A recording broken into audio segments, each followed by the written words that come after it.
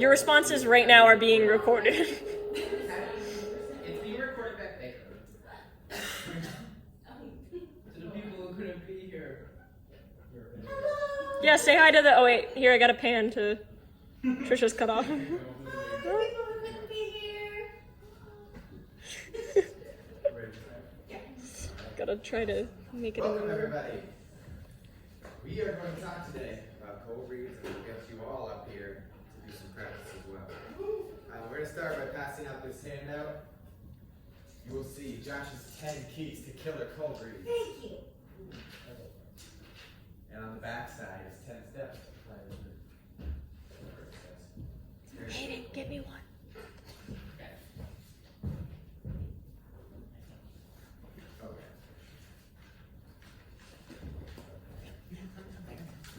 We're going to talk through some of these, and then we will put them into action.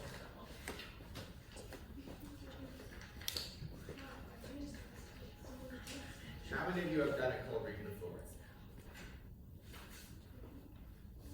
Most everybody. Probably everybody. The thing with cold reads is there's a lot more to it than it seems, and there's a lot more variance in a cold read between doing really well and not than there might be, say, if you're all doing a monologue, then you're just going to be kind of probably closer to equal playing field. But with cold reads, there's a lot more opportunity to differentiate yourself, and there's also a lot more opportunity to bomb. So we want to keep that from happening for all of you. And so we're going to go through and talk about, we'll go through the handout and then we'll put it into action, like I said. But let's start with the backside, the 10 steps to preparing for a cold read. The preparation before a cold read should be just as great as when you are doing a monologue. And that's the myth about cold reads, that you don't have to prepare. Technically, no, but if you want to do well, then you definitely should prepare. Number one, and really important, is read the script. Whether you're doing a monologue or a cold read, you should read the script, but this is very important. You need to understand the world that you are trying to become a part of. And if you do not know that world, how can you possibly showcase yourself as being realistically a part of that world? So reading the script is very important. You all have 2 days left, so our town's an easy read, if not a sleepy one. So find it and give it a read if you haven't. Discover the given circumstances of the play and your character. So this is wow reading, but also it's diving in a little deeper. Understand, so if you're going for a certain character, a certain role, figure out what it is about them that makes them who they are. If you're going out for someone who has anger issues, that's going to affect how you are going to do your cold read. That's going to affect how you're going to come to audition. So discover the given circumstances. Take notes if you have to. Figure it out.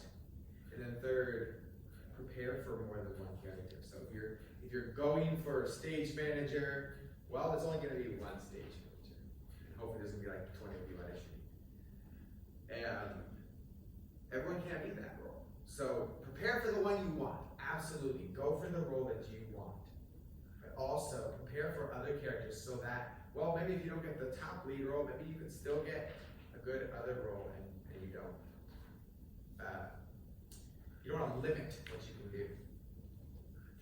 4, become very familiar with the sides. So we have the actual sides here today that will be in the audition. So you'll be able to practice the actual sides that you'll be auditioning with.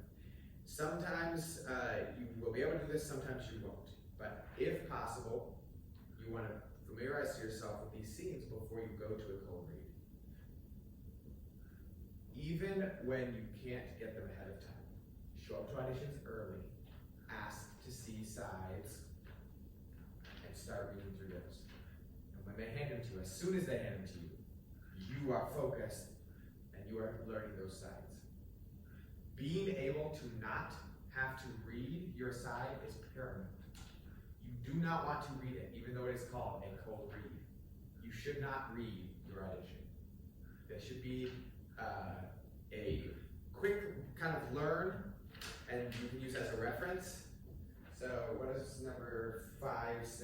practice reading scenes without looking down or having to follow the script closely.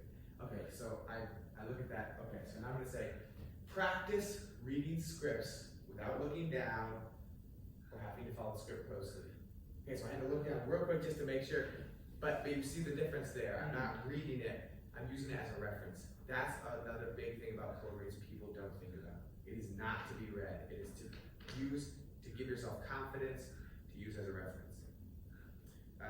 Speaking of 5, I just mentioned that. We talked about it. Number 6, find a partner in practice, playing off different portrayals from them. So if you have a roommate or a friend who's not auditioning, or they are, practice with them. Practice your sides, whether it is the actual side or not. Practicing for a cold read will get you ready for whatever's going to come. You don't know who they're going to partner you up with. You don't know who's going to be doing the other reads. Practice is going to help a lot. Yes? What's a side? That's a great question. A side is what we call, or it's what we call a scene from the show that we use to audition with. Yeah. A side, I apologize, I should have clarified that at the top.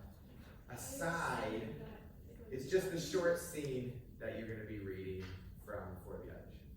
So it's not a full scene, so we call it a side. Oh. Okay. So practice, practice, practice. Even if the scenes aren't from the show you're auditioning for, practicing cold reads will help you to be ready. Have your friend, your scene partner, whoever it is, try all sorts of different things, throw different things at you, because you don't know what your partner in the audition is going to do. So have them try things different ways. If you have the actual sides like we do today, then we can try different portrayals of that same scene, and you can get practice that way. But being practiced and prepared is going to help you be less nervous, and it's also going to help you be ready when different things come your way. Number 7, video yourself, watch it back, and self-critique. This can be scary, but it is very helpful. If I'm doing the scene and the whole time I'm going like this, I might not be thinking about it. It might be a nervous thing. But as soon as I watch that back, I'm like, oh, I need to stop. And I can plan and just deliver my lines. So watch yourself back for those little things. You want to look for your voice. Make sure that you can be understood. Look for your eyes. Are your eyes down the whole time? That's not good. You want to be eye contact with your scene partner. You want to be getting your face out. You want to make sure you're open. All these things. So that's what the video is going to help you see. Number 8, don't memorize, but become very familiar with your script and the lines.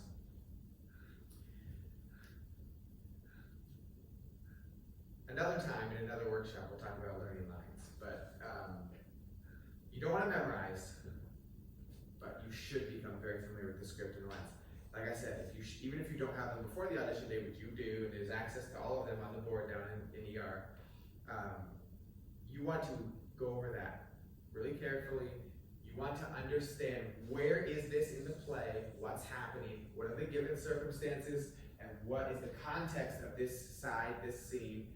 So you know when you step into that scene what's happening and where your character's at in their arc and where the story's at in the story arc. Become familiar with that script. That's going to be your best friend in the audition. Yes? Why don't we want to memorize?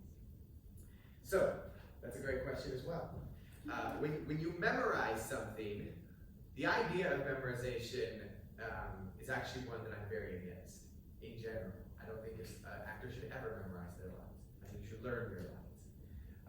Memorizing something indicates that you can repeat something in a rote way, very specifically the same every time, without flexibility. If you learn your lines and you learn your script and you understand the context and you understand everything that's being said to you and why it's being said to you and who you are and what your backstory is, then when you say to me, what's a line from a side? Let's see here. When you say to me, oh, don't be scared, nobody's going to hurt you. If I know everything before that has happened that tells me why she said that, then it's just very, very natural to say, well, I still get that tickling feeling in my throat. Because it makes sense. So when I say don't memorize, what memorizing is going to do to you is it's going to say, no matter how your scene partner reads that line to you, no matter how they speak it to you, no matter what action they do, you're going to say it the same way because you memorized it that way. That's what you don't want. You want to learn it so that you're familiar with it, but you can take it where your scene partner takes you.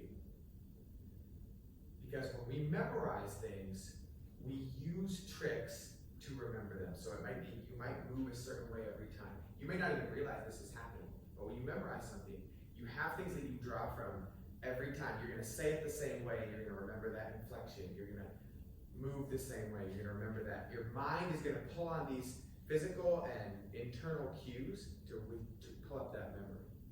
And that's what you don't want. You don't want to be stuck in how you're doing it. So that's why becoming very familiar will allow you more flexibility. Yes? I did that for Alice. I had a big prop that I was using. It was the progress marker. I wasn't going to be using that on the actual stage. Mm-hmm. So when I switched, it messed me up really bad because I associated that with one very specific line. That was like my For fear. sure. I made up in my head. I would realize like, oh my gosh, I should not have done that. Yeah, and that's a great example of you have these external cues cueing your lines instead of the wealth of knowledge that comes from fully understanding your story, your backstory, your character, all of that. So does that make sense? Does that answer your question? Thank you. That is a great question. Yeah, we'll talk more about that. You're in my class, so we'll talk more about that in class.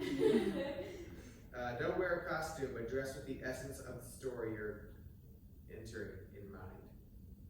Make it easy to imagine you in that world. So please do not wear a costume to come to auditions ever.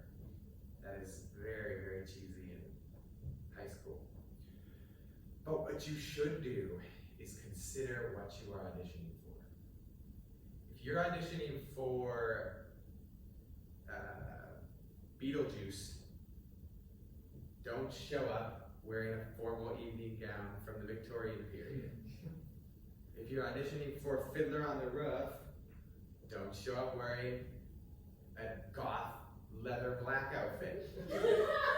You want the directors to be able to envision you in the world that they are trying to create. So it's not a costume, but you want to have the essence of that story. So things I avoid when I'm auditioning is athletic apparel.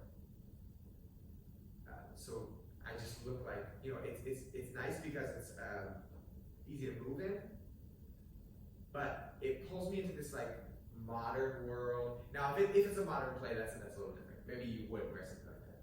But if you're auditioning for like a period piece, if I wear a modern athletic apparel, that pulls me straight into the modern day.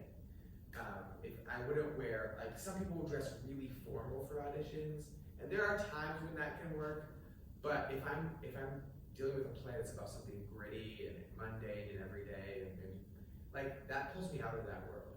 Does that make sense? So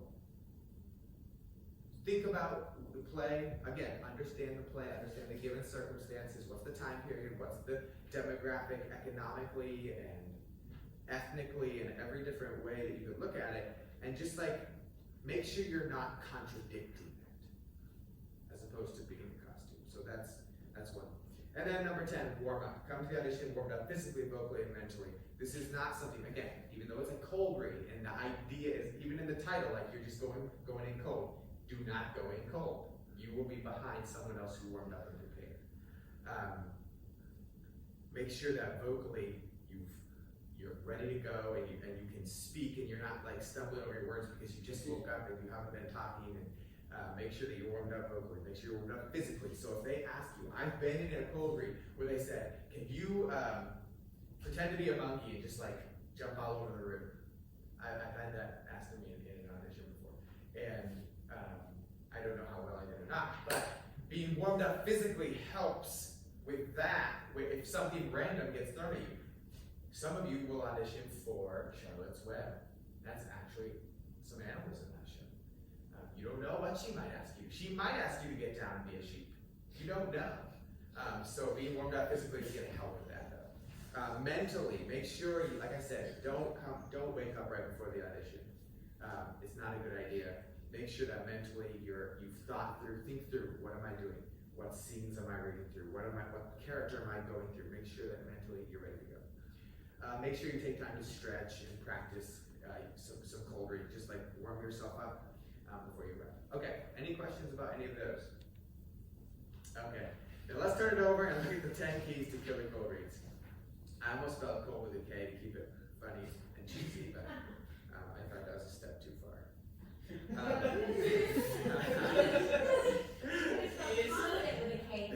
I could have, yeah.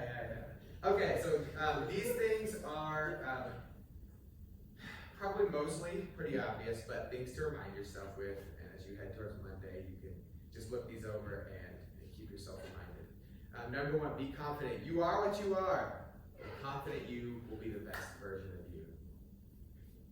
You may think you have this weakness or this deficiency, or you're not good at this. But when I'm sitting in the casting room, I don't care about any of those things. I want to know what you have to offer me. I don't care what you can't do. What can you do? And you can only do you. You can only be you. You are the commodity in an audition. It's you that we're looking for. So show us you. You don't have to be somebody you're not. You have to be you. Second, be professional. One thing I cannot stand as a caster, as someone who's casting a show, is when people come in and treat it like, oh, well, we're friends, so I don't really have to take this seriously. Don't go in and joke with Derek because he's a funny guy. He is a funny guy. But this is not the time. Take it seriously, and then he'll take you seriously. Does that make sense? Yeah, enough said. Number 3, be stable. This goes with being confident. But if I'm jittery, I'm going to show it by pulling on my hair, or rubbing my arm, or moving my feet around. Shake it out. Plan and deliver. Stable. If you're jittery, then if I'm watching you, I'm going to be jittery. Okay? And that's not what you want when you're trying to sell me on you. Okay? Open. Make sure you can be seen. This is actually a big problem. A lot of people tend to, first biggest problem is getting buried in your head in the script. Make sure your head is not buried in the script. I will say that 10 more times today probably. Keep your head up. Secondly though, if my partner's here, the director's sitting there, and I'm acting, if you stand like this, he can't see me at all. Understand angles. This is basic acting stuff, but it becomes really important. All of a sudden, I've opened up, I still have the same angle with my partner, and the director can now see me. If you stand like this, and your partner's here, and you're shutting yourself off to the director, he immediately knows, well, this person doesn't understand how to play to a crowd. Okay? That's going to be a tell that you don't know what you're doing. So make sure you're aware of the angles. You don't have to be like fighting the angles, but just be aware of it. So if you need to, if your partner's up here and you can't really open without being like really strange, you take a step back. And all of a sudden you've created a nice angle. So be aware of angles and play angles. Don't close yourself up. Similarly, unless you are specifically playing a character who is this way, you don't want to be like hunched over, you don't want to be closed in with your arms, with your feet. Never, ever, ever, ever stand there with your leg crossed. This is a nervous way that a lot of people stand, is like with their leg crossed, and they'll stand there like this. Please don't do that, unless it is a specific character choice. That's different. But if you just are like standing there reading it like you're a teenage girl, then we're gonna say, well, that's a teenage girl. That's not an actor, you know. So does that make sense? Okay. Strong. Please don't mumble. Directors want to hear you. They want to hear what your voice has. You don't have to be loud, but you have to be strong. There's a difference there. You don't have to shout, but you have to have strength. So, let's see. You will be given direction and maybe has to try a different character. Or, you will be given direction and maybe asked to try a different character. You see the difference? Very obvious. Again, this is obvious stuff. We're just refreshing it, right? Just refreshing it. Make sure that you have strength in everything you do and everything you speak, that you move. So if I'm moving, if I'm going to make a cross, I'm not going to kind of tentatively cross, unless it's a character choice, of course. I'm going to cross.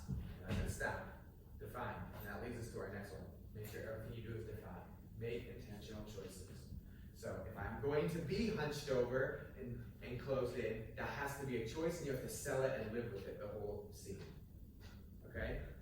If you're going to be angry, then be angry. Don't be angry and then be happy for no reason. Okay? Make choices, that's fine, make choices, but be intentional with your choices. Play the beats of the scene. Be bold, make strong choices.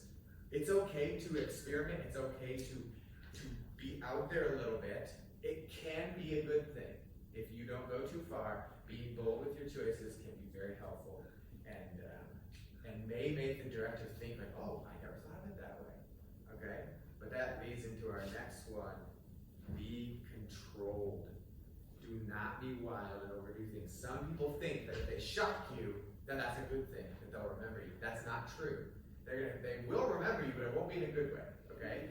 So, if they didn't ask you to dance around and be a monkey, probably you don't need to do that. You know? Does that make sense? Yes. Don't overdo things. Be adaptable.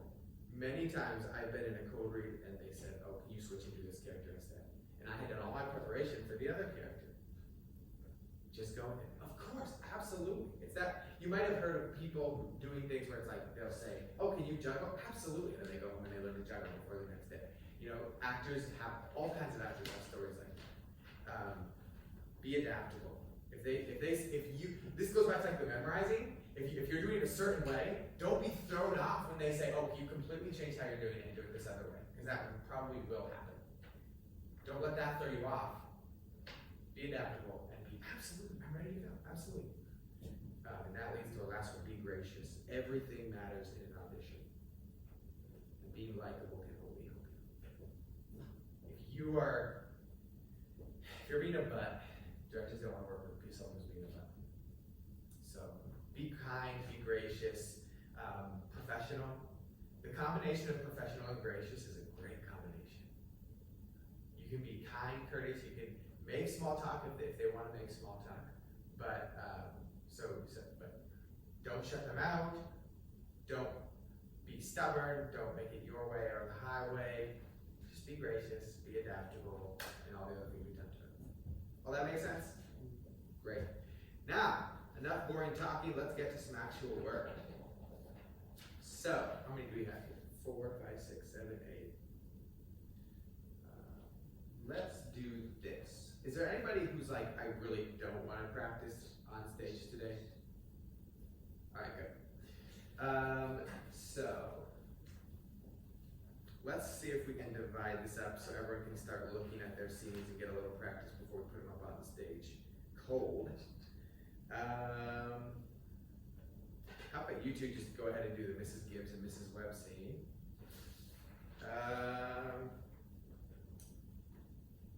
How about two of you three, any two of you three, do Joe and Dr. Gibbs. So one of you is the paper boy and one of you is the Dr. Gibbs. Okay. So whichever two of you three is fine with that. And then we'll have whichever you do George and whichever girl of you is not playing Joe, do Emily. And we'll switch these up. So you've got opportunities to do different people. Okay? And then last two over here. Oh, this is 3 misses. That's not going to work. Well, let's do this for now. I'm going to switch you guys up.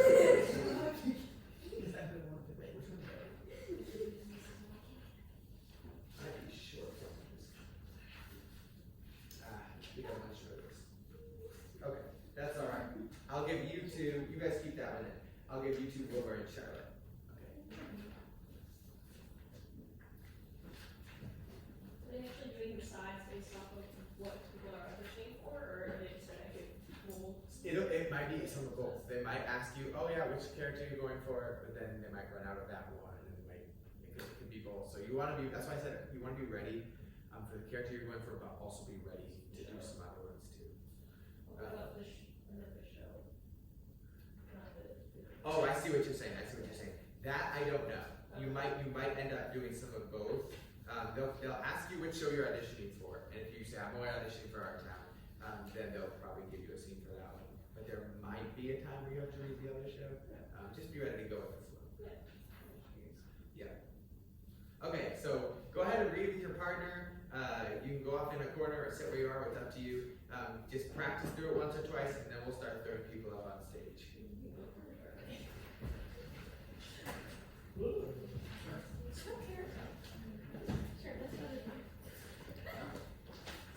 I'll give you 2 minutes. Okay, 2 minutes.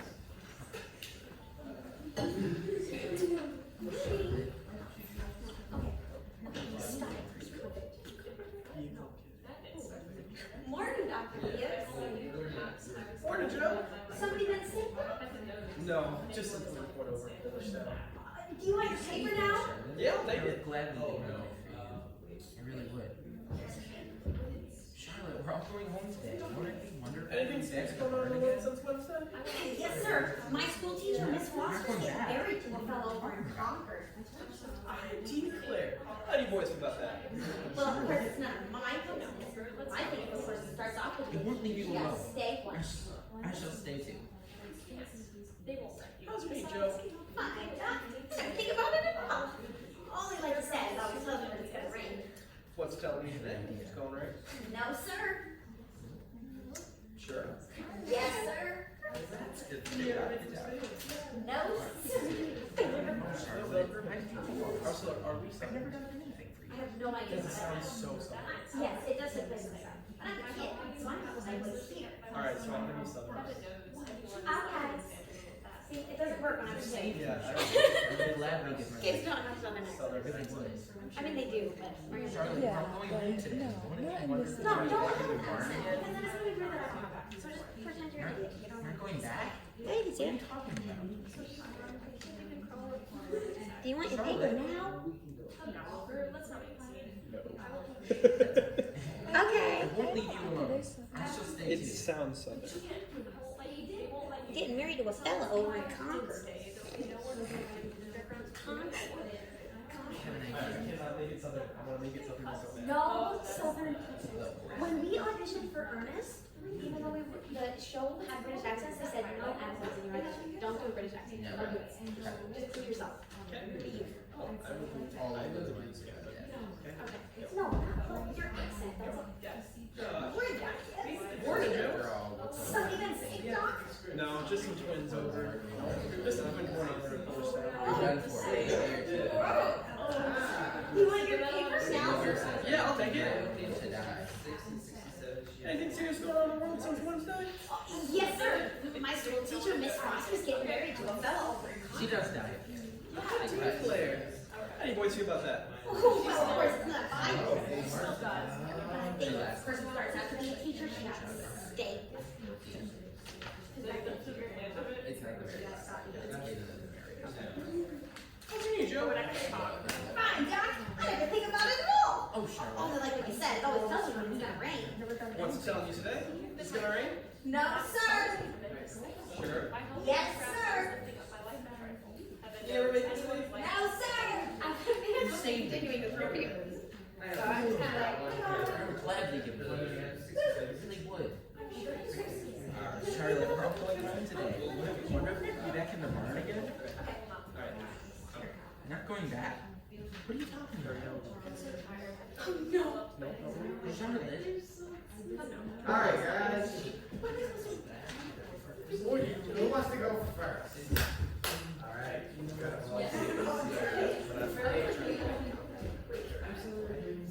Okay, sir.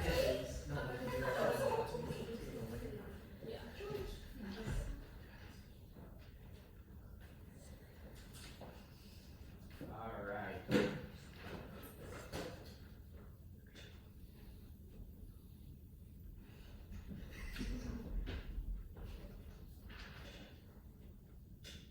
Here, tick, tick, tick, tick, tick. No, go away, you. Go away. Here, tick, tick, tick, tick, tick. What's the matter with you? Fight, fight, fight. That's all you do. You don't belong to me. Where did you come from? Oh, don't be scared. Nobody's going to hurt you. Good morning, Myrtle. How's your cold? Well, I still get that tickling feeling in my throat. I told Charles I didn't know as I'd go to choir practice tonight. Wouldn't be any use. Have you tried singing over your voice? Yes, but somehow I can't do that and stay on the key. While I'm resting myself, I thought I'd string some of these beans. Let me help you. Beans have been good this year. I decided to put up 40 quarts if it kills me. The children say they hate them, but I noticed they're able to get them down all winter. Now, Myrtle, I've got to tell you something, because if I don't, I'm going to burst. Why, Julia Gibbs. Here, give me some of those beans. Myrtle, did one of those secondhand furniture men from Boston come to see you Friday? No. Well, he called on me. First, I thought he was a patient wanting to see Dr. Gibbs. He wormed his way into my parlor, and Myrtle Webb, he offered me $350 for Grandmother Wentworth's highboy as I'm sitting here. Why, Julia Gibbs. He did, that old thing.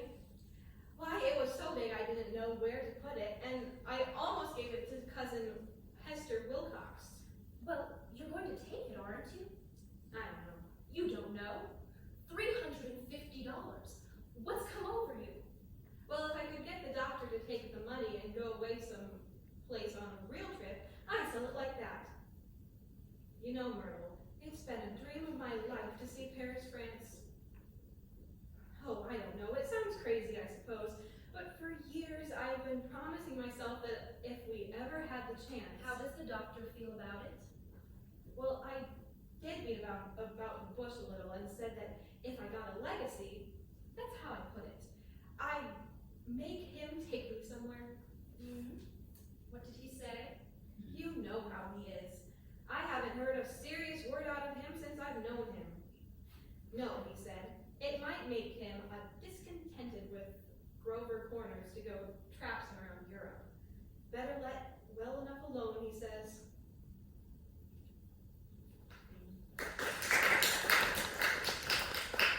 Okay, nice job. You can sit down, so we don't have to talk about while you're all standing in front of us. Feel this bad. No, that was really nice. Most of the issues that you guys had were because you hadn't had a chance to read over it enough, so you weren't as familiar with the side, and some things like that. But some of the things to think about, I really liked what you were both doing vocally. The biggest thing I noticed was it seemed like you were on the phone with each other. Like you were standing right next to each other, but I didn't see the connection between the two of you. Like, I felt like there easily could have been a wall between you and I could have watched you a split shot of what was happening. So I'm gonna have you go again, but I'm gonna have you think about it and look at it while somebody else goes, and then we'll have you try it. Okay, who wants to go next? Alright, you guys? Alright, go for it. Thank you.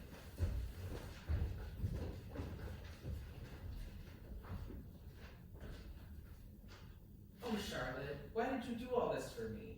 I've never done anything for you. You've been my best friend. That in itself is a tremendous thing. By helping you, perhaps I was lifting up my life a trifle. Heaven knows, anyone's life can stand a little of that. You saved me, Charlotte, and I would gladly give my life for you. I really would. I'm sure you would. Charlotte, we're all going home today. Wouldn't it be wonderful to be back in the barn again? I'm not going back to the barn. Not going back? What are you talking about? I'm so tired. I can't even crawl up to my egg sack. Charlotte, Come now, Wilbur. Let's not make a scene. I won't leave you alone. I shall stay too.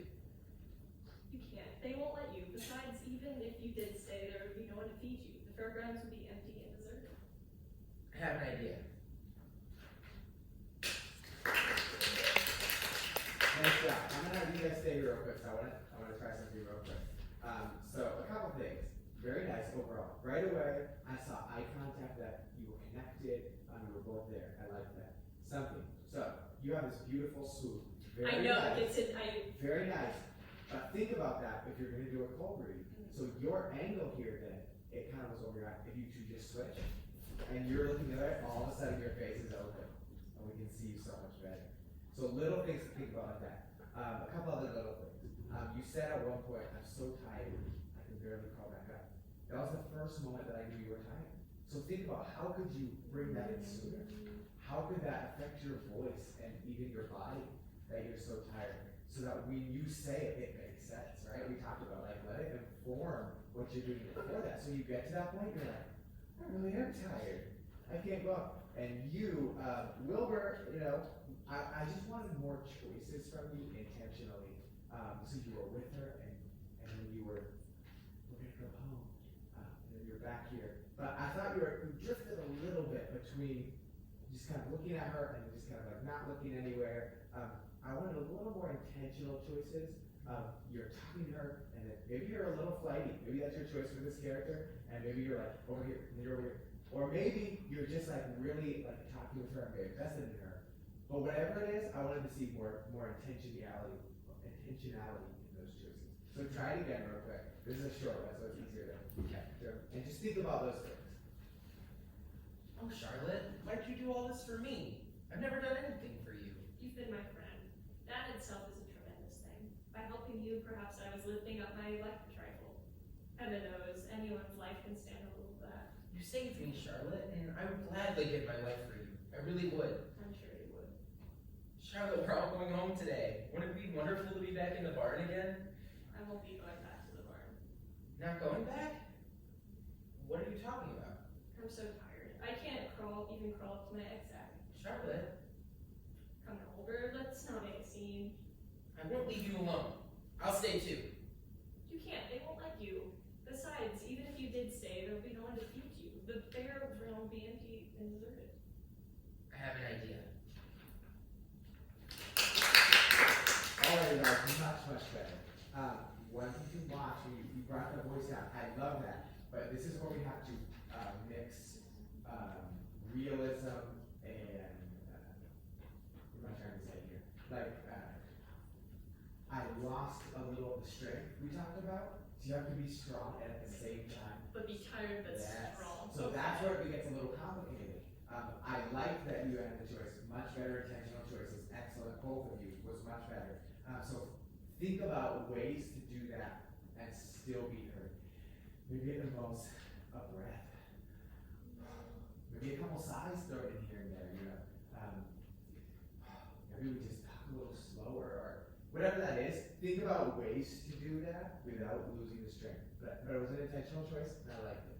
So it worked. Just like a few times it got so soft I couldn't quite hear. A really nice job. Alright. Where do you guys want to go next? Alright, go for it. I'm good. Yeah.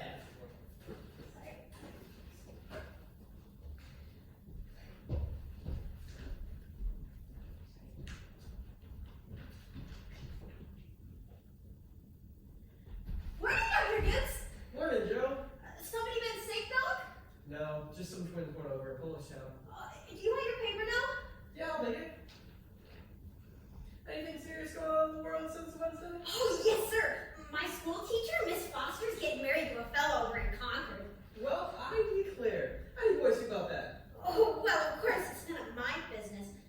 But I think if a person starts out to be a teacher, she ought to stay one. How's your knee, Joe? Oh, fine, Doc. I never think about it. Only when you said, when it's going to rain. What's it telling you today? Is it gonna rain? No, sir! Sure. Yes, sir! Did you ever make a mistake? No, sir! Very nice, very nice. That was really excellent overall. I thought you played off each other well. You had good energy. You were confident and strong. A couple questions. Yes. What are you doing in this scene? I have no clue. Does this say anything? It doesn't. I looked over that and Okay. So something about this one, it doesn't give a lot of information about like the Yeah. context. And now you see, this is a great example to everyone. If you read the script, then you know. Yeah. Because you can, oh yeah, I know what scene this is, I know what's going on here. So I'm not calling you out. No, I haven't read the script. You can Exactly. call me out. Yeah, you can call me out. I have No, not read no. the script. That is okay. I haven't read the script. I'm really not calling you out, but I'm saying, but this is why it is helpful to read the Mhm. script. So Yeah. that when you've read the script, you can jump right in wherever it's at. Yeah. that makes sense. So, but because of that, you don't know, it doesn't say, that's fine. But I wanted you to choose something. Okay. Like, be doing something, and maybe it is mostly just talking to him, but what are you doing when he comes along? What starts the interaction? I wanted a little more of that, like, behind the scenes subtextual stuff of like, You're just like standing there in the yard, like, Yeah. what's going on? Like, just make a choice. So I totally understandable. It doesn't say anything. So, but make a choice. And it doesn't have to be like you don't have to be doing stuff the whole time. I don't want to. I'm not saying become a busybody or something. But make a few choices at some point. Whether it's maybe you're doing something and she interrupts you, or maybe you start doing something and you think of whatever it is. Make a couple choices throughout and just add a little dimension to why you'd be standing there and what you're doing with your day. Very nice. When you started moving off, was that something that's in like the stage directions as he starts moving off? He's supposed to start going off and throwing papers. Gotcha, okay. Okay. So that's good. What I want was a little more definition. We talked about defining the action. It felt like you were just kind of like meandering off. Maybe it's like you start to go and then he stops you and you turn back and say to him or something, but make it a little more defined of you're here, or then you're leaving, and maybe you even throw a paper while you're talking to him. Maybe you like have left and you're just like, you're going on your way, you're just kind of talking back to him. Whatever it is, just define it a little better and make a more intentional choice. I'll have you guys sit down, I'll have you ready again one more time after these guys. So I combined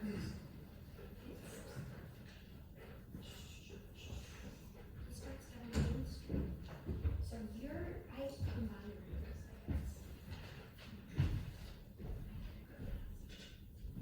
They're so expensive. No, don't think of that. We're celebrating our election. And you know what else I'm celebrating? No. I'm celebrating because I have a friend who tells me all the things I ought to be told. George, please don't talk like that. No, Emily, you stick to it. I'm glad you spoke to me like you did. You'll see. I'm going to change so quick. You bet I'm going to change. And Emily, I want to ask you a favor. What? Emily, if I go to state agriculture college next year, will you write me a letter once in a while? I certainly will. I certainly will, George. It certainly seems like being away for years, you get out of touch with things. Maybe letters from Grover's Corners wouldn't be so interesting after a while. Grover's Corners isn't a very important place when you think of it all. New Hampshire. But I think it's very nice town. The day wouldn't come when I wouldn't want to know everything that happens here. I know that's true, Emily. Well, I'll try to make my letters interesting. You know, whenever I meet a farmer, I ask him if he thinks it's important to go to agricultural school to be a good farmer. Why, George? Yeah, and some of them say that it's even a waste of time. You can get all of those things anyway out of the pamphlets the government sends out. And Uncle Lou's getting old, and he's about ready for me to start taking over his farm tomorrow if I could. My! And like you said, being gone all that time in other places, meeting other people, gosh, if anything like that can happen, I don't want to go away. I guess new people aren't any better than old ones. I'll bet they almost never are.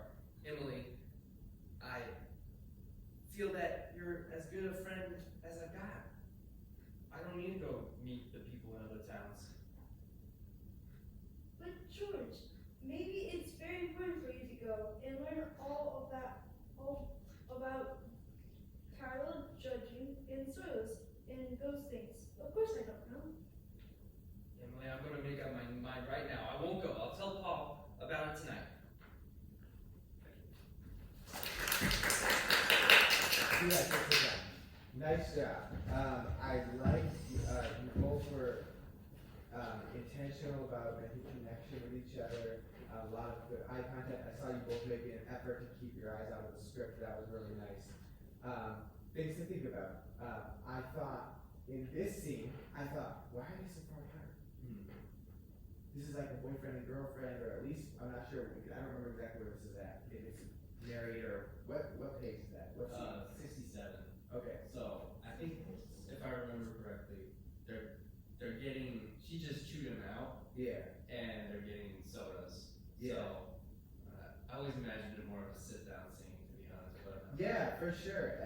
may have chairs for you to use, it's possible. But I actually kind of wanted you to like sit down next to it, even on the stage. I wanted you to make that choice because it was like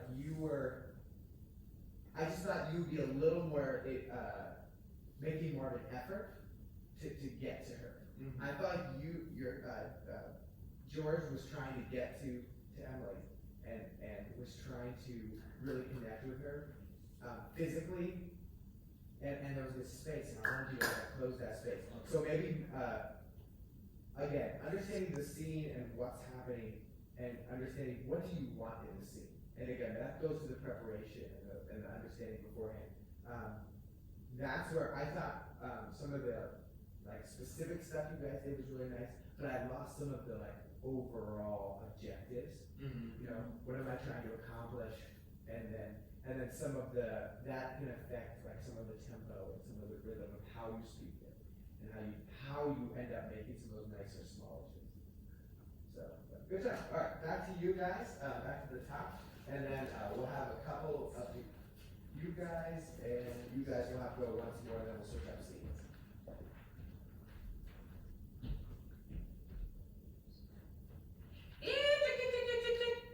No, go away, you. Go away. What's the matter with you? Fight, fight, fight, that's all you do. You don't belong here. Where'd you come from? Oh, don't be scared. Nobody's gonna hurt you. Good morning, Myrtle. How's your cold? Well, I still get that tickling feeling in my throat. I told Charles, I don't know, as I'd go to choir practice tonight. Wouldn't be any use. Have you tried singing over your voice? Yes, but somehow I can't do that and stay on key. While I'm resting myself, I thought I'd string some of these beans. Let me help you. Beans have been good this year. I decided to put up 40 quarts if it kills me. The children say they hate them, but I notice they're able to get them down all winter. Now, Myrtle, I've got to tell you something, because if I don't tell someone, I'll burst! Pause. Okay, up to this point, really nice. Big improvement I've seen already. But just right there, what was the line you just started? Kate. Now Myrtle. Now Myrtle. But there was no now Myrtle. There was no, nothing happened. You were just like, now Myrtle. like, what are you saying? Now Myrtle. Oh, Myrtle. What happened? Something popped inside of you that you were like, oh, Myrtle. You know, we do stuff when that happens, right? I might be sitting here on my phone like, oh, Taylor, you know, you don't have to do that. But you see what I'm saying? Like, so go back 2 lines and go. Me too. I'll do mine. I decided to put up 40 quarts if it kills me. The children say they hate them, but I notice they're able to get them down all winter. Now, Myrtle, I've got to tell you something, because if I don't tell someone, I'll burst. Why, Julia Gibbs. Here, give me some of those beans. Myrtle, did one of those second-hand furniture men from Boston come to see you last Friday? No. Well, he came to see me. First, I thought he was a patient wanting to see Dr. Gibbs. He wormed his way into my parlor, and Myrtle Webb, he offered me $350 for a grandmother Wetworth's highboy as I'm sitting there. Julia Gibbs! He did that whole thing. Why, it was so big I didn't know where to put it, and I almost gave it to cousin Hester Wilcox. All right, good job.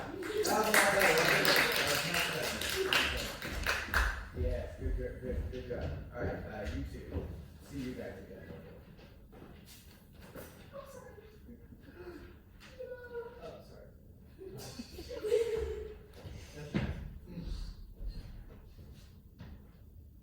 Where you got kids? Wait, pause. Sorry, can we restart? Yeah, no That's problem. okay. Wait.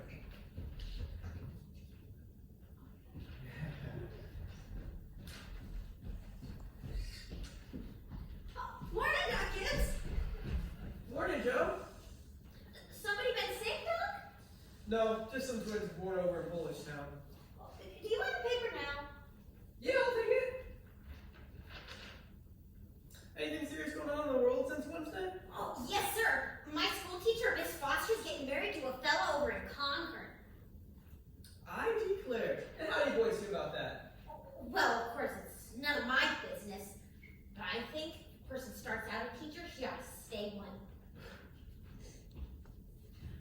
Joe? Oh, fine, Doc. I never think about it at all. Only like when you said, it always tells me when it's gonna rain. What's it telling you today? It's gonna rain? No, sir! Pause. What are you doing? I am throwing papers at Great, people. I love it. Where are you getting them from? Right now, you're just gonna pull it from your. I would have to get it from a bag. Yeah. This show has no props. You will be miming it. So this is a great opportunity to showcase. You have a bag. You're pulling it up. You're throwing it. You get the next one. So be definitive with that. Make a big deal of, not a big deal, but like, you know what I mean? Like, make it a real thing, because you actually will be doing this in the show. You'll be miming everything. It'll be exciting. Okay. In a straight show. All right, go for it. We can go back a couple lines. How's your knee, Joe? Oh, fine, Doc. I never think about it at all. Only like when you said, it always tells me when it's gonna rain. What's it telling you today? Gonna rain? No, sir. Sure? Yes, sir. Ever make a mistake? No, sir. All right, nice job. All right, let's switch it up now. You all can, let's see, make sure I just keep these together. Yeah, okay, let's do this actually. Do any of you have a scene specifically that you would like to do?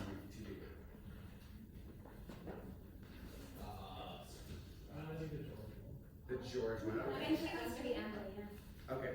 You want to do Emily and you want to do George? Okay. Can they use you? Yes, yeah, of course. Okay, great. And it's okay if you all want to do the same scene because we're just gonna go back to back to back. So, does anyone else want to do Emily and George? Emily and George. Okay, and Emily and George here. Anybody else on that one? Anyone? We also have a stage manager one here, but it's not a scene, it's just the stage manager, so it's a solo. Does anyone want to give that one a shot? Alright. I have two of these, so is there anyone else that wants to try that? Anyone want to try any of these other ones, the Joe and Dr. Gibbs, or any of the Charlotte's Web stuff? We have. You want to try Templeton? Alright. Here you are.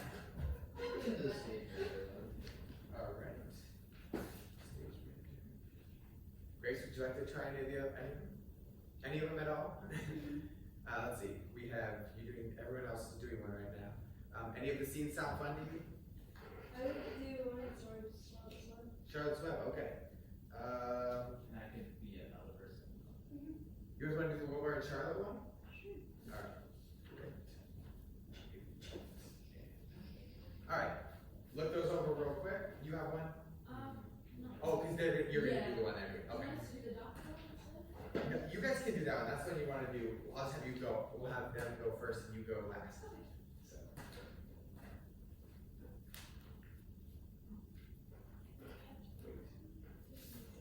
I think here.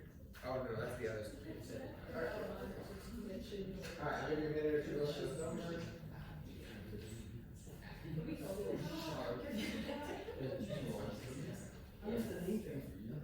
You have been my friend. It's tremendous.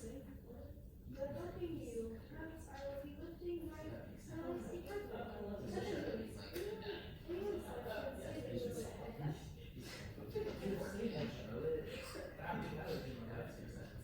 I really would.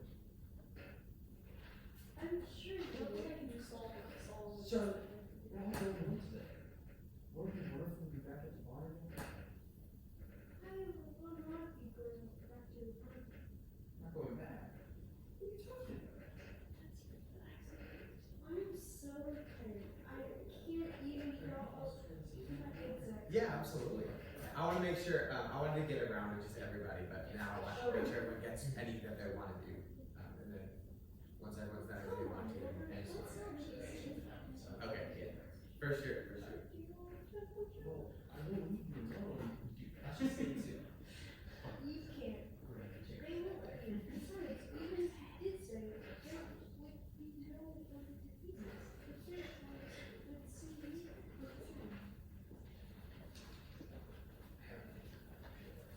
Anybody let me know when you're ready. Oh.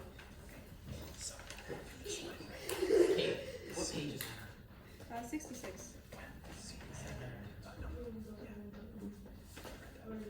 You have a script? For our time. I have another Emily and George C, but I just only have one page of it. Like I said, I don't have two. I don't have two. Can I go? Oh, perfect. Awesome. Let's do it. No, don't you think like that. We're celebrating our election. And you know what else I'm celebrating? No. I'm celebrating because I've got a friend who told me all the things that ought to be told to me. George, please don't think about that. I don't know why I said it. It's not true. No, Emily, you stay true.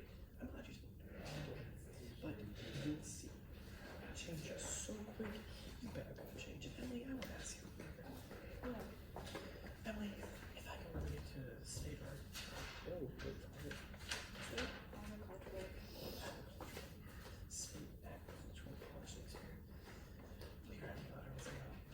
I certainly will. I certainly will, George. Oh, I certainly will.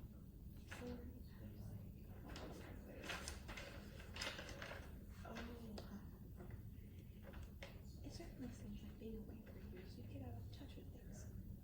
Maybe letters from Grover's Corners would be interesting after a while. Grover's Corners is a very important place when you think about New Hampshire, but I think it's a good, nice town. The day would it come when I don't want to know everything that's happening here. I know that's true of me. Well, I'll try to make Bennett's letters interesting. You know, Emily, when I meet a farmer, I ask him if he thinks he's important to the agriculture. Oh my gosh, no, it's Agriculture. It's a word, I know, it's just so. All right, anybody ready? Agriculture school. I'm ready for state. Go for it.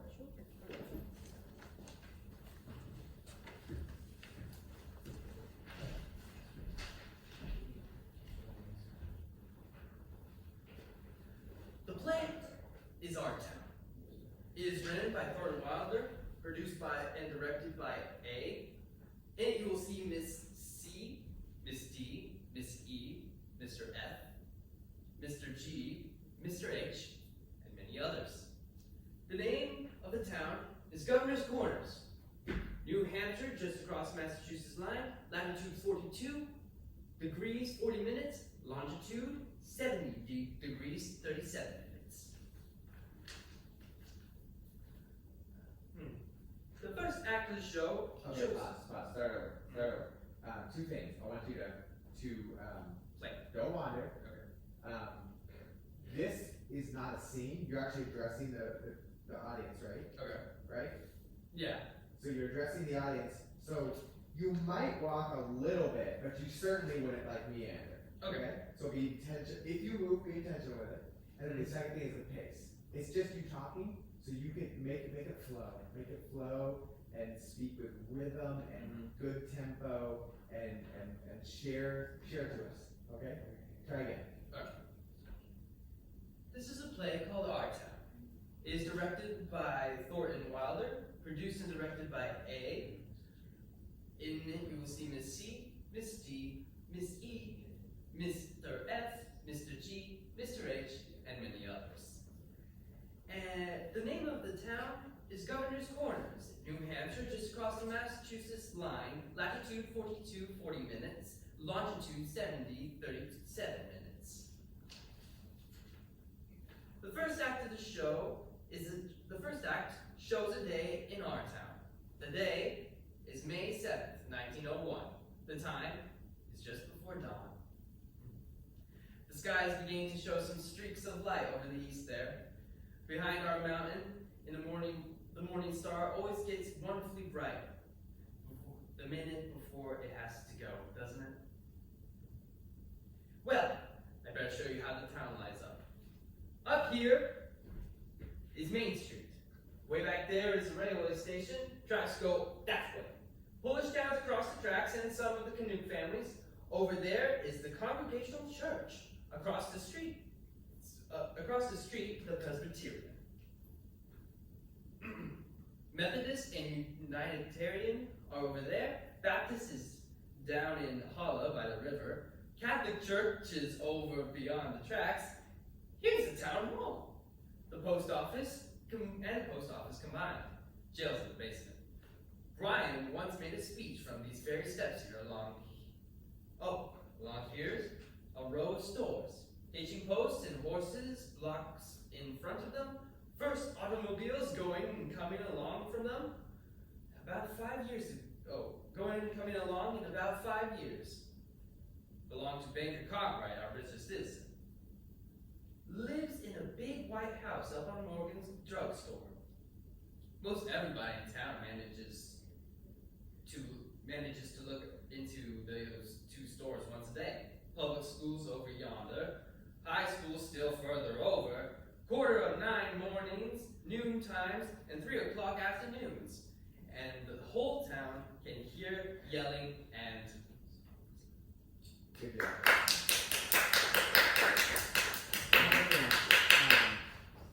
Get familiar with it. yes, That's the biggest definitely. thing. That's the biggest thing. It's pretty wordy. Mhm. And the second thing is, paint me a picture. You're showing us the town. I didn't really feel like I saw the town. It was just kind of happening. You're just kind of saying it. I don't want to get too specific of how to do that. I want you to make your own choices, but make choices.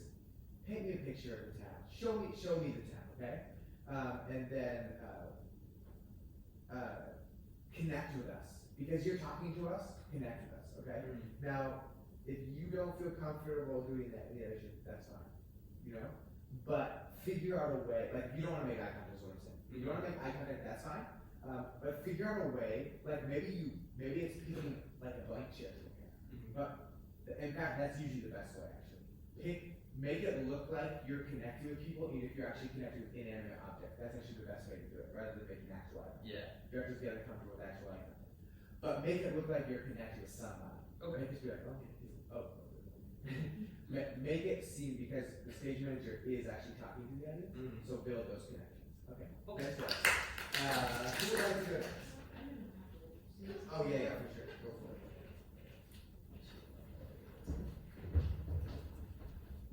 I might start cutting the scene short to remember the answer. Interesting choice. They're so expensive. No, don't you think like that. We're celebrating our election. And you know what else I'm celebrating? No. I'm celebrating because I got a friend who tells me things I'm off told me. George, please don't think like that. I didn't mean I don't know why I said it. It's not true. No, Emily, you stick to it. I'm glad you spoke to me like you did. But you'll see. I'm gonna change so quick, you'll see. And Emily, I want to ask you a favor. What? If I go away to state agriculture college next year, will you write me a letter once in a while? I certainly will. George. It certainly seems like being away for years, you get out of touch with things. Maybe letters from Grover's Corners wouldn't be so interesting after a while. Grover's Corners isn't a very important place when you think of all New Hampshire. But I think it's a very nice little town. The day wouldn't come when I wouldn't want to know everything that's happening here. I know that's true. Well, I'll try to make my letters interesting.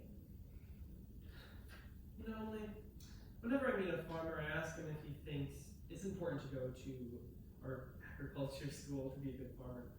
Why, George? Yeah, and some of them say that it's an entire waste of time. You can get all those things anyway out of pamphlets the government hands out. And Uncle Luke's getting old. He's about ready for me to start in taking over his farm tomorrow if I could. My. And like you say, being gone all that time in other places and meeting other people, gosh, if anything like that can happen, I don't want to go away. I guess new people are better than old ones. I'll bet they almost never are. Emily, I feel like you're a good friend. You're as good a friend as I've got. I don't need to go meet other people in other towns. But George, it's very important that for you to go and learn about all that those things. Of course, I don't know. I'm gonna make up my mind right now. I won't go. Talk to Pa about it tonight.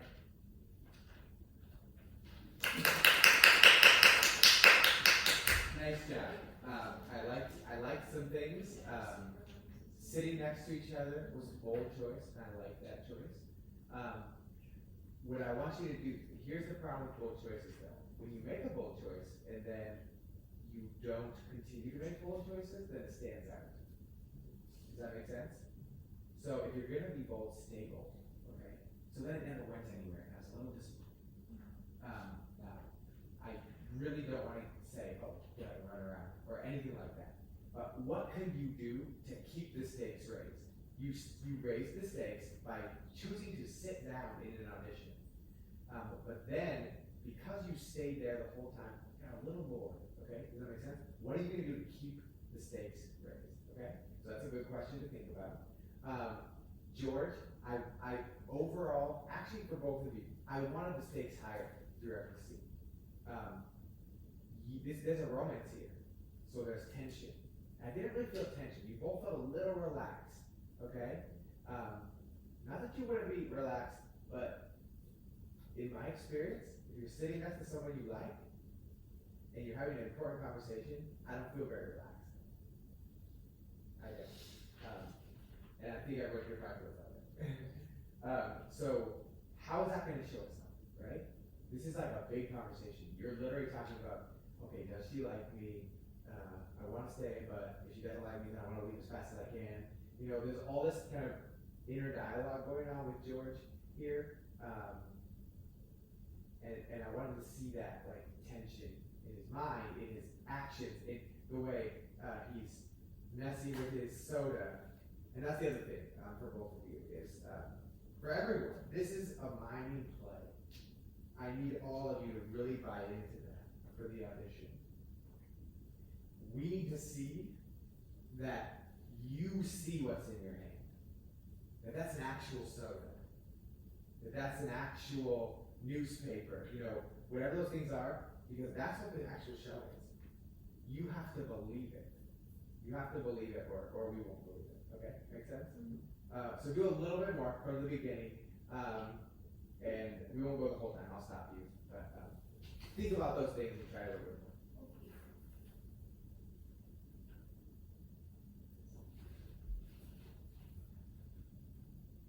They're so expensive. No, don't think like that. We're celebrating our election. And you know what else I'm celebrating? No. I'm celebrating because I've got a friend who tells me all the things that already told me. George, please don't think about that. I don't know why I said it. It's not true.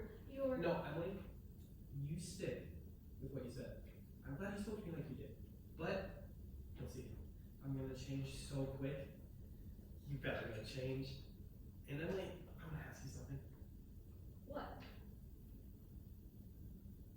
If I go to... I'm gonna tell you, that was fantastic. That was excellent. And you looked at her in that moment, you forgot the line, but that's okay. It was a great moment. Like when you looked at her, it was such a good moment. I was there with you, and then you had to look back at the script. So that's why, know your script, be familiar with it, but that was excellent, both of you. Nice job. Who's next? You guys, who you got? Yeah, you go. All right, no, you go. Ready?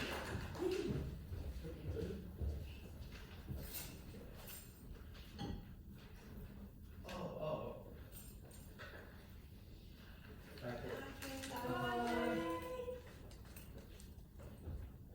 So this is our new resident. That's right. Relax and enjoy yourself while you can. Oh yes, they'll treat you very well and fatten you up very nicely.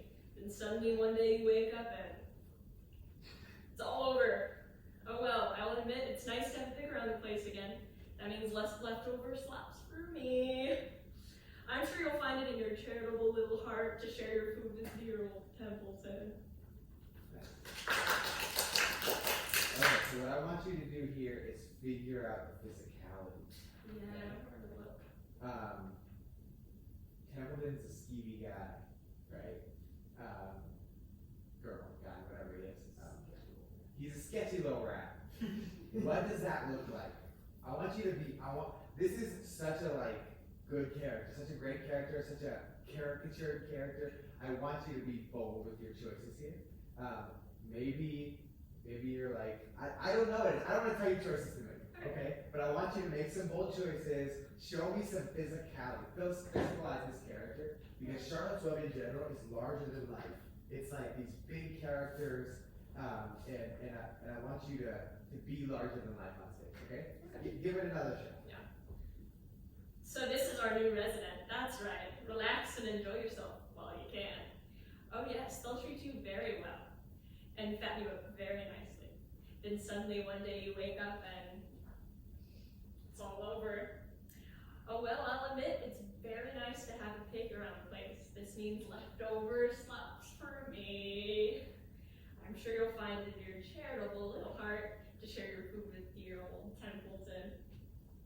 Okay.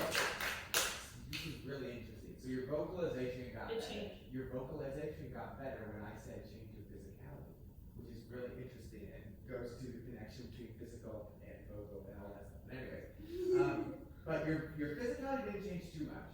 So let's think about what are rats like? What do rats do? They dart around.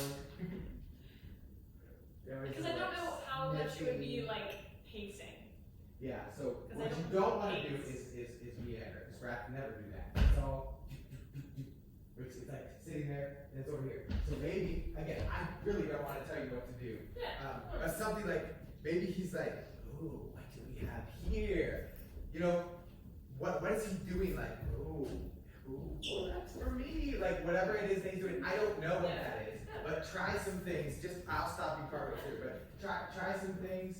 And then the second thing is, that's a little too nice. A little too nice. See if you can bring a little bad guy in, okay? Try a little bit. So this is the new resident.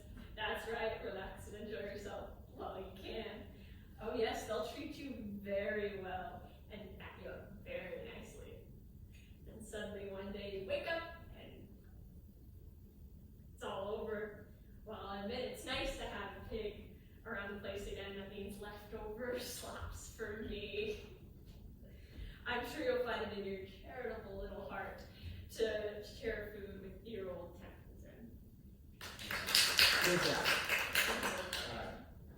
Yeah, no, good job. Excellent. You guys?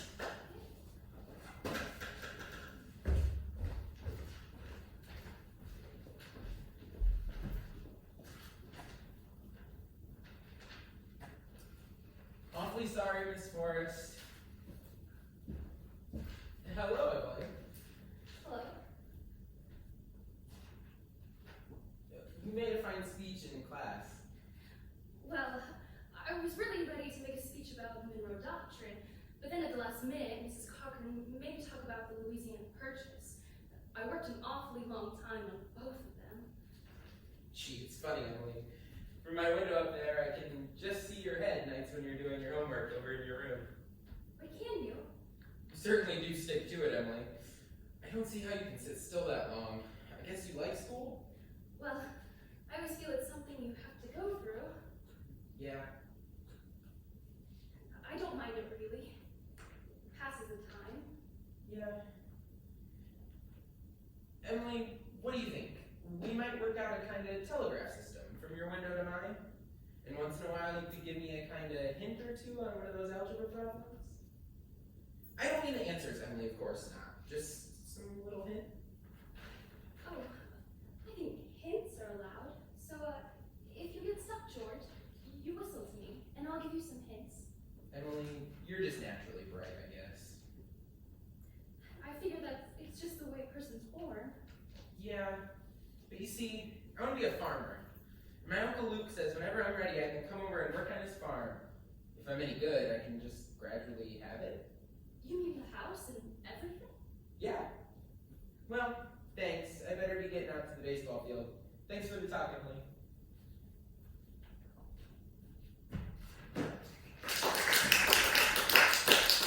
I thought you both had nice characterization, like what I was missing was the objective, okay? And fortunately, you're both in class. We're gonna work on objectives this semester. But what do you both want in this scene? It felt kind of like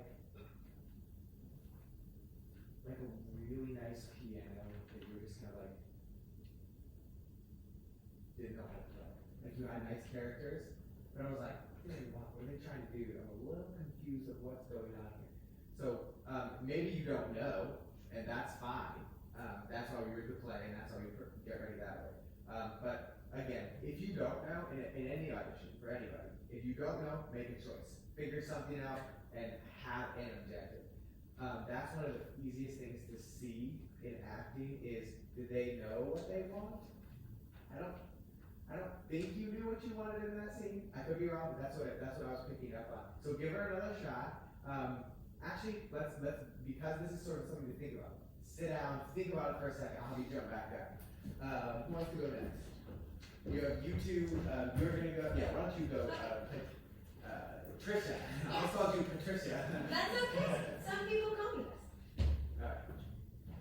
It's really something. This play is called Our Town. It was written by Thornton Wilder, produced and directed by A. In it, you will see Miss C, Miss D, Miss E, and Mr. F, Mr. G, Mr. H, and many others. The name of the town is Governor's Corners, New Hampshire. Just across the Massachusetts line, latitude 42 degrees 40 minutes, longitude 70 degrees 37 minutes. The first act shows a day in our town. The day is May 7th, 1901. The time is just before dawn. Sky is beginning to show some streaks of light in the east over there, behind our mountain. Morning star always gets wonderful bright the minute before it has to go, doesn't it? Well, I better show you how our town lies.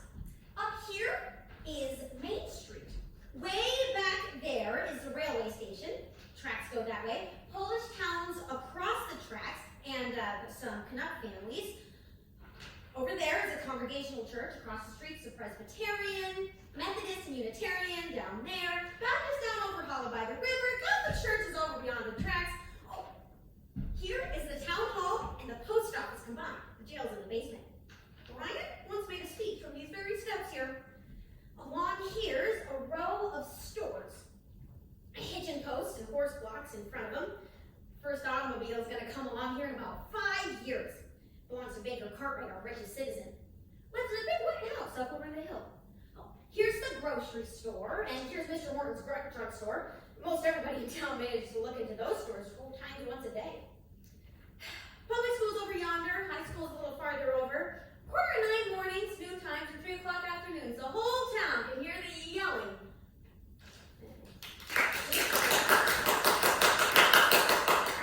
That was very nice. Excellent vocalization, excellent clarity and strength. I liked your movement. The only thing I would say is define it a little bit better, okay? Everything you were doing was really nice. So make sure when you make a good choice, there's so many levels to this. Make a choice, you made a choice. Make a good choice, you made a good choice. But then make sure that you're defined and sticking with that choice. So throughout the scene, everything you are doing, if the church is over here, and then the other church is across the road, and the other one's down there, make sure that you're committed to those, and you're not just like kind of throwing things around. Does that make sense? So here's the town hall and the post office. It's like combined. It's a strange thing.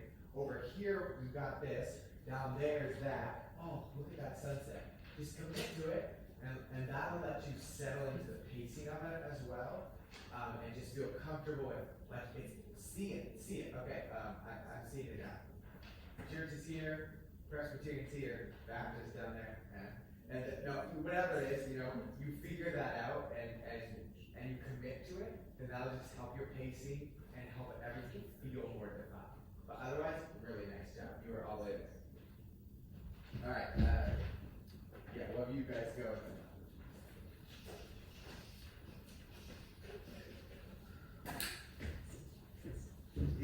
Before they go, is there any other scenes that, besides you guys, that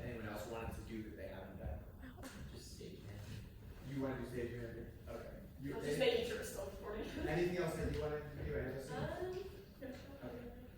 Alright, that, I was coaching Patty that time.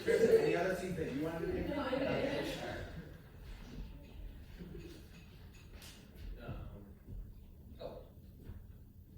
Oh, Charlotte. Well, why do you do all this for me? I've never done anything for you. You have been my friend. Isn't that in itself a tremendous thing? By helping you, perhaps I will lift my life a trifle. Heaven knows, anyone's life can stand a little of that. You have saved me, Charlotte. I would give my life for you. Gladly. I'm sure you would. Charlotte, we're all going home today. Wouldn't it be wonderful to be back at the barn again? I will not be going back to the barn. What? Charlotte, we're all going. Wait, no. I'm sorry. Not going back? What are you talking about? I'm so tired. I can't even crawl to my exam. Charlotte. Come on now, Wilbur. Let's not make a scene. Come on now. Oh, wait. I won't leave you alone. I shall stay too. You can't. They won't let you. Besides, even if you did stay, there would be no one to feed you. The fairgrounds would soon be empty and deserted. I have an idea.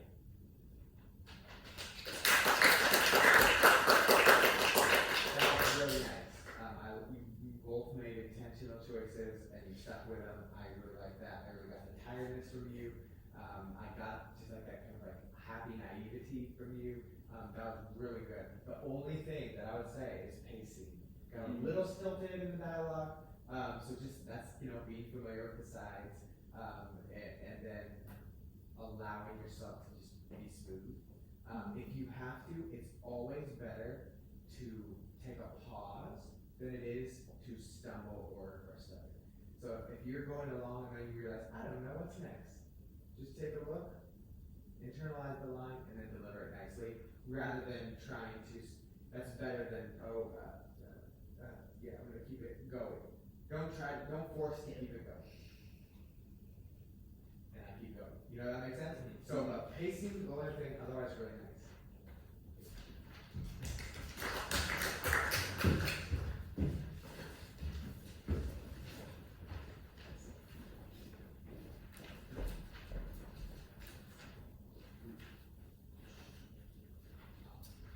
Awfully sorry, Miss Forrest.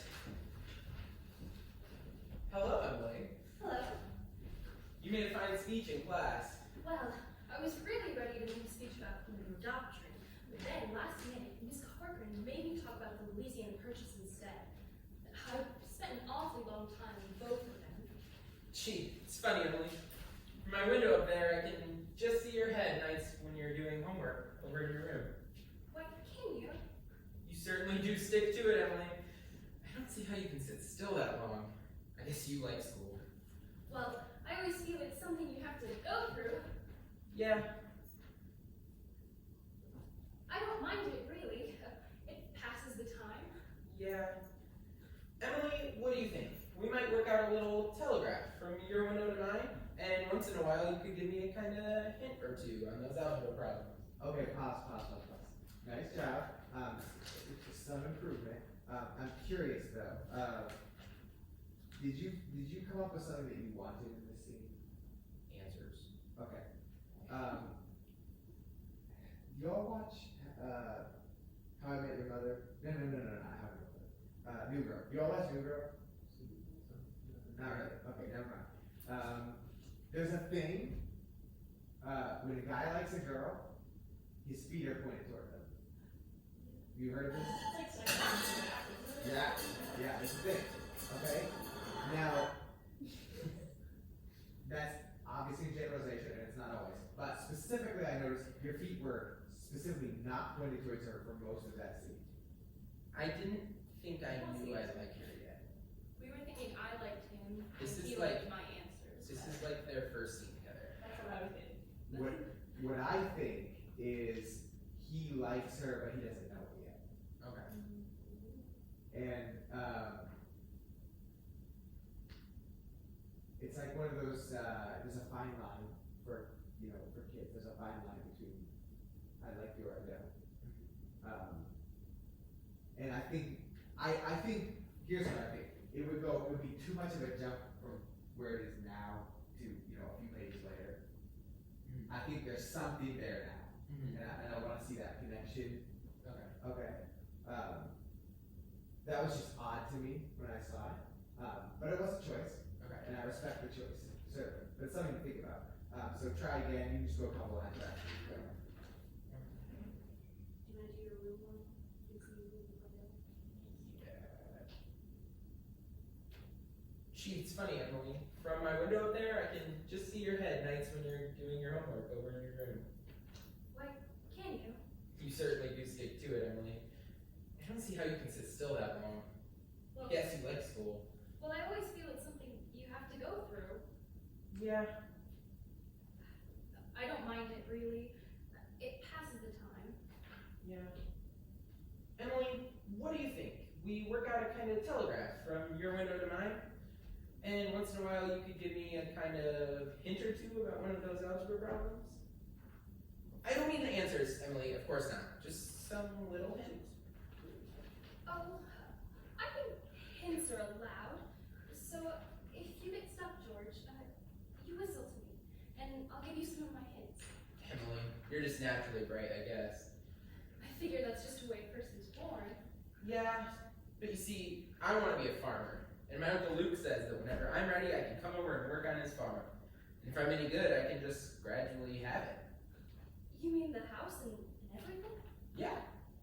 Well, thanks. I'd better be getting out to the baseball field. Thanks for the talk, Emily. So, Yeah, that was good. That was improvement. Watch the happy feet. Watch the happy feet. Both of you were a little shuffly. I don't mind jittery, because you might be a little jittery talking to each other. But especially the happy feet can be distracting. So just be careful of that. Okay, otherwise. You want to stage manager? Is there anybody else that had any scenes that they would like to do that they have not done? Or any characters they would like to show? Oh, you already got it. Okay. Yeah. Alright, then this will be our last one.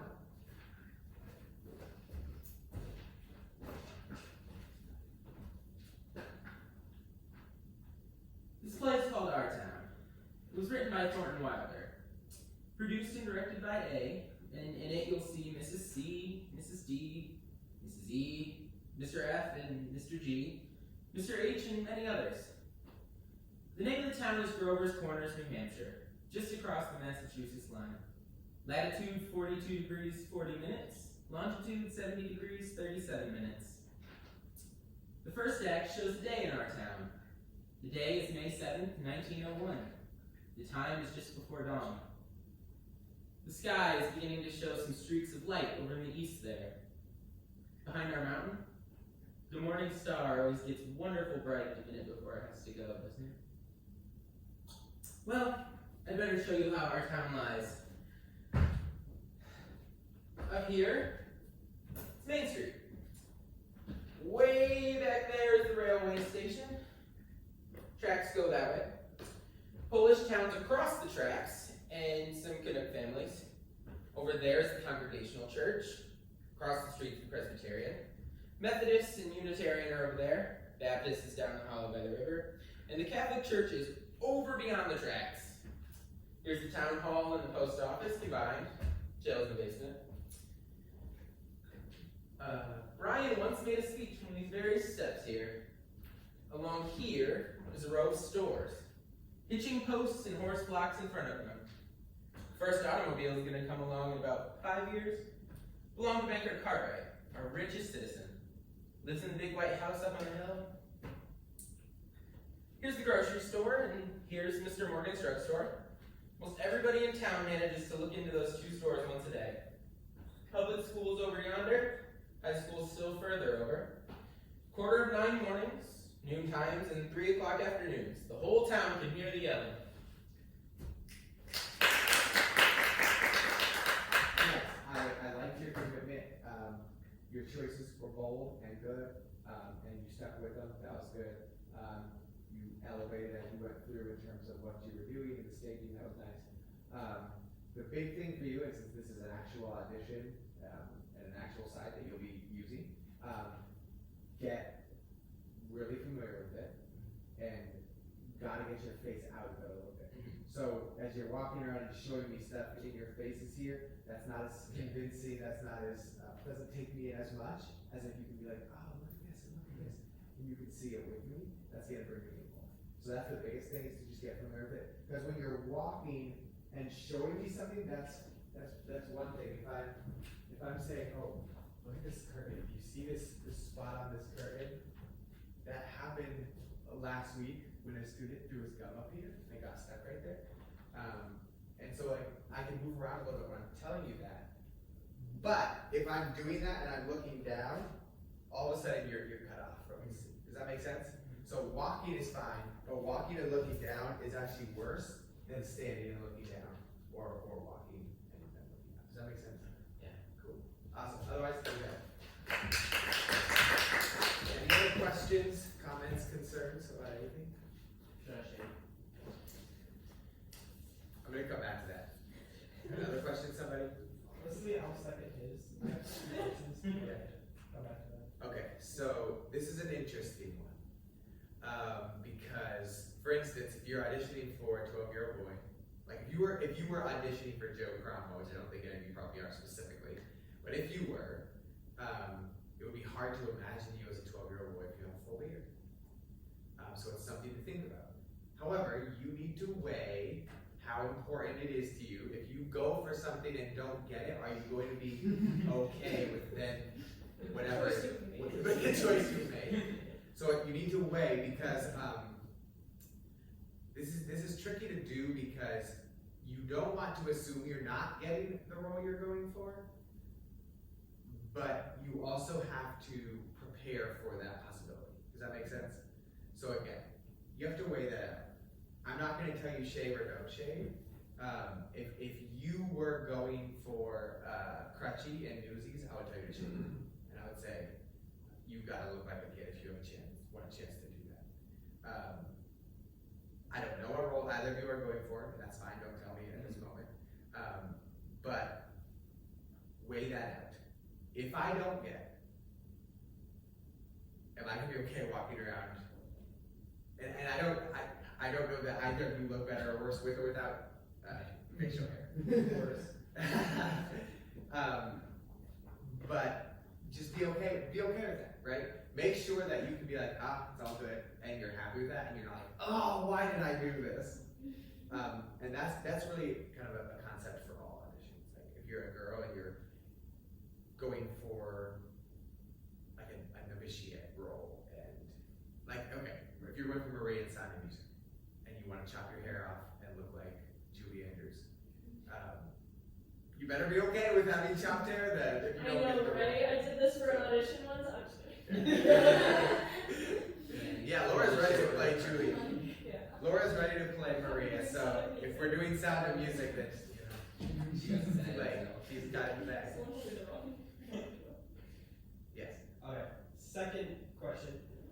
This was way in the beginning of the workshop. Is how do you walk the line of? So you said be confident, but also be like. It's a weird line because you don't want to come off as like arrogant, and that's what I feel like.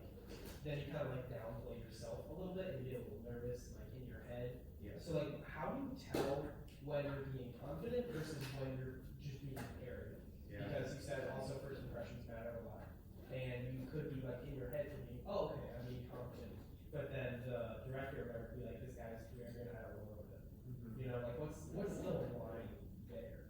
I think a way to think about this is, let's say that you are dying, you will be survived, you will live if you get this role. How would you sell yourself? How would you sell yourself if your survival depends on you getting this role? Very good. Bring a lot of money. What that does is it raises the stakes. Yeah. It raises the stakes for yourself, and it, like, I'm gonna be like, oh man, like, look at the skinny arm. This is a good arm right here. Like, nah. You get the idea that like, you need to sell you, and that's how you beat that line, and you don't come off as arrogant. Is you're here to sell me on something, and that thing is you. You don't have to be arrogant about it because you are what you are. You are showing me what you are.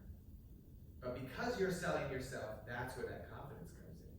Like, you have to view yourself as something that they want, or don't come into the audition. If you don't think that you deserve to be in the play, then I'm not going to think that either. Now, that's in real life, that's not true. I think you all deserve to be, of course, but from a business standpoint, like that's what that's going to be. So I don't know if that helps at all, but just viewing yourself as the prize, but not like you have to stand out. So show me what you got. You know, hopefully that helps. That does, yeah. That actually really good analogy. And did I answer? Did that help with the facial hair? Yes. Like if you're going for George. Maybe. George is 16. It might help. But how old is he later on? It does go through. And your acting is going to be far more important. Your acting is going to be far more important than whether you have a facial hair or not. For him, I don't know how long it would take for him to get that back. This will come back in a month for me. Okay. So it's no skin off my nose. It's a lot of hair off my face though. Shit. I do. That's something that I can't tell you. You have to decide that in your heart of hearts, because I'm not the director. I'm going to be at auditions, but I'm not going to be making the choices. So I'm going to advise you on like, well, if you don't get it, are you going to be happy with your choice? Yes. Would you advise, when you said playing to an audience, could we pick you to look at because you're very nice? Why, thank you. Yes, you can. You all are welcome to choose me to look at if you need to look at someone. But like I said, it also works very well to choose. I've done this in auditions for years. All of a sudden, that chair is a person, and I'm talking. I see you over there. You know, you can do that pretty easily as well. So whatever makes you most comfortable is fine. But yes, I will not feel uncomfortable if you use me as a human post. That's fine. So anything else? Okay. Above all else, and this goes to like the confidence thing, understand the directors want you to do well. They are not there to trip you up and trick you into doing poorly. They want to see your best. The directors want like 50 amazing people to choose from. So they're rooting for you. So don't come in and sell yourself short. Okay? You have something to offer. We know that, only one person gets every role, unless it's Susical and you're auditioning for thing 1 and 2. But we know that that's the outcome, but nothing's been decided. Nothing's decided until we get there and we see everybody. So don't sell yourself short. Be the best you can be. All right. Thanks for coming.